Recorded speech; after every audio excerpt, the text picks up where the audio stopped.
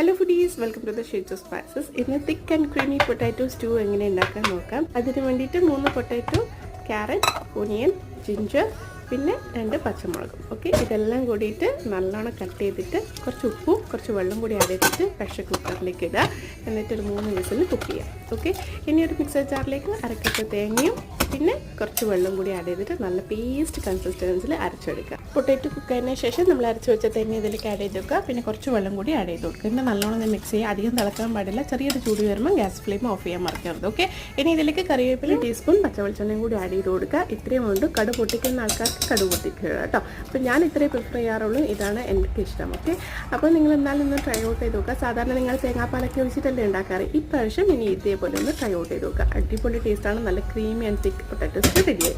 Okay, നിങ്ങളുടെ channel ആദ്യമായിട്ട് കാണുന്നവർ ചാനൽ വിസിറ്റ് ചെയ്യാൻ മറക്കരുത്. അടിപൊളി വെറൈറ്റീസിന് ചാനൽ ഫോളോ ചെയ്യാനും സബ്സ്ക്രൈബ് ചെയ്യാനും മറക്കരുത്. Okay, bye. Cook with love.